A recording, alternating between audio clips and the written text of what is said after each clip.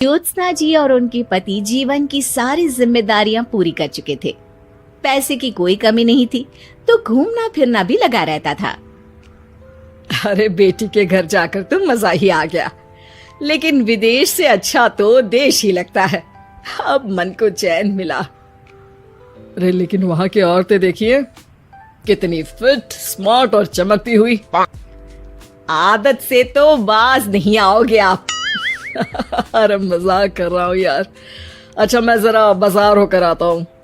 पति बाजार जाता है, जहां उसे एक अजीब सी दुकान दिखाई देती है। अरे ये क्या बात हुई?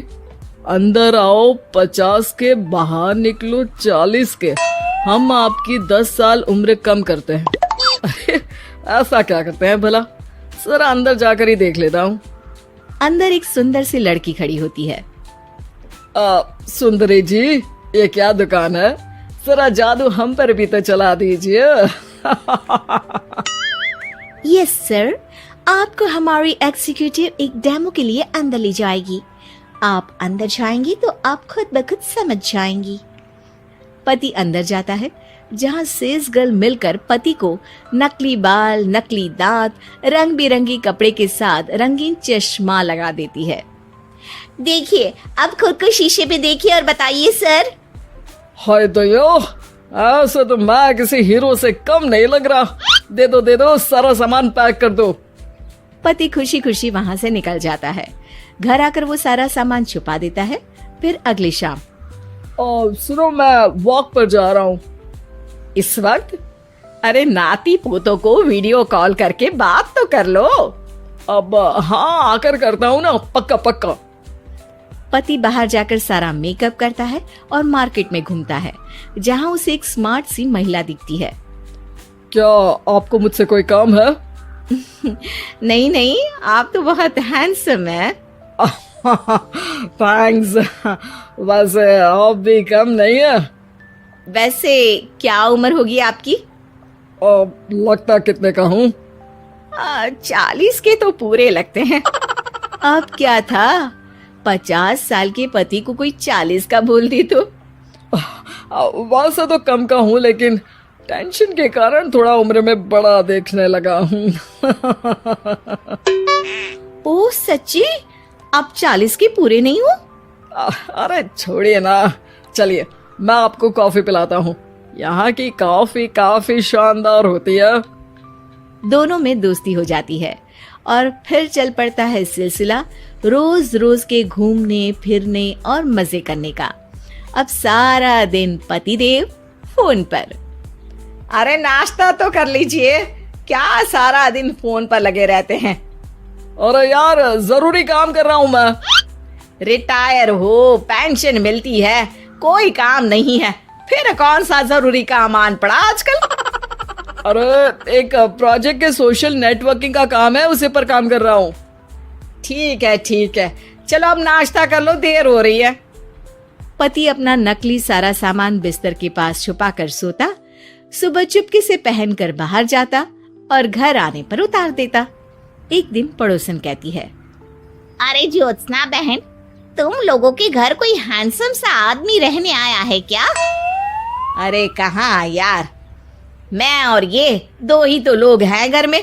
हैंडसम सी शक्ल देखे तो मुझे भी जमाना हो गया है। अरे पता नहीं, वो जाता तो तुम्हारे ही घर में है, क्या पता कौन होगा। अरे तुम्हारी उम्र हो रही है ना, और भाई साहब को भी गए 5 साल हो गए, शायद इसीलिए अब सारे हैंडसम नजर आ रहे होंगे। पड़ोसन भी ज्योत्सना की बात पर मुस्कुराकर वहां से चली जाती है। एक दिन, अरे सुनो जी, बहू बेटा और पोता आ रहे हैं, कुछ दिनों के लिए वो हमारे साथ ही रहेंगे। अरे शिट यार, ये क्या है? बेटे ने तो कर ली शादी, अब क्या करने आ रहा है यहाँ पर? अरे कैसी बात कर रहे हो जी, इस उम्र में तो माता पिता तरसते हैं कि बच्चे आकर साथ रहे, लेकिन आप है कि। अरे ठीक है ना, लेकिन अब देखो सभी व्यस्त है अपनी जिंदगी में, ये लोग आएंगे रहेंगे, कितनी डिस्टर्ब हो जाएगी लाइफ। कैसी बात कर रहे हो? अरे जैसे बहुत हैपनिंग है ना तुम्हारी लाइफ, तो जो बच्चों के आने से डिस्टर्ब हो जाएगी। अरे दिन काटने मुश्किल होते हैं, बच्चे आ जाएंगे तो थोड़ा दिन रात पता तो चलेगा।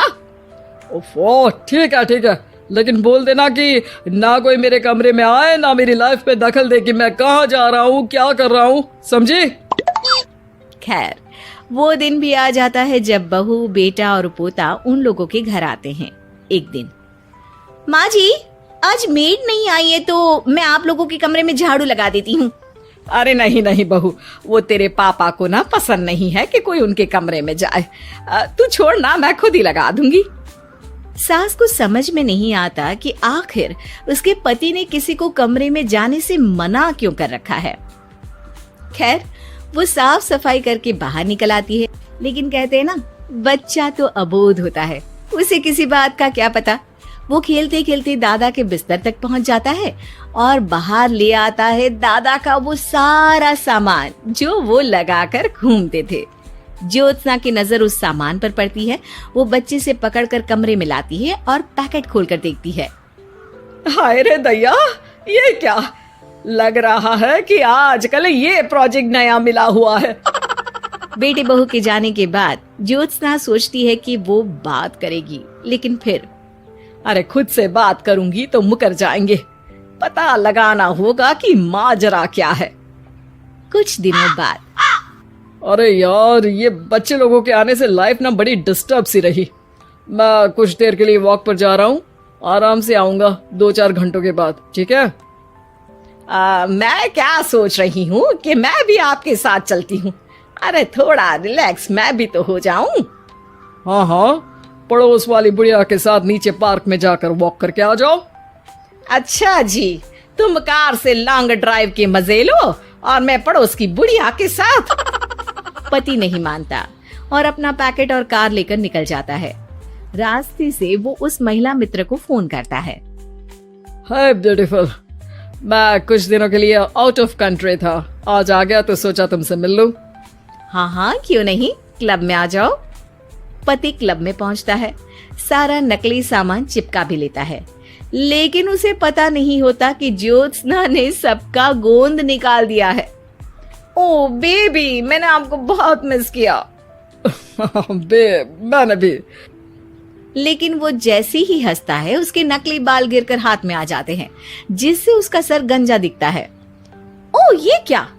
तभी उसका दांत भी हाथ में आ जाता है और ज्योत्सना के पति का सारा बुढ़ापा उसकी दोस्त के सामने आ जाता है। हे भगवान, अंकल जी कौन है आप? कैसी बात कर रही हो अंकल, मैं तो तुम्हारा दोस्त हूँ। अरे पर हो तो अंकल ही ना। नकली दांत, नकली बाल और क्या क्या नकली है। पति को गुस्सा आ जाता है। वो महिला के बाल पकड़कर खींचता है, जिसके बाद उसका बाल भी उसके हाथ में आ जाता है और महिला के सारे पके बाल सामने आ जाते हैं। ओह, तो तुम भी उसी दुकान से हो? जाओ 50 की निकलो 40 के। हाँ, बढ़िया आई मुझे अंकल कहने वाली। लेकिन ये समझ में नहीं आ रहा कि मेरे बाल और दांत बाहर कैसे आ गए। तभी वहां ज्योत्सना आ जाती है। जी, मेरी वजह से। चलिए इन आंटी जी को नमस्ते कहिए, फिर घर चलते हैं और वहां मैं बनाऊंगी आपको 40 का।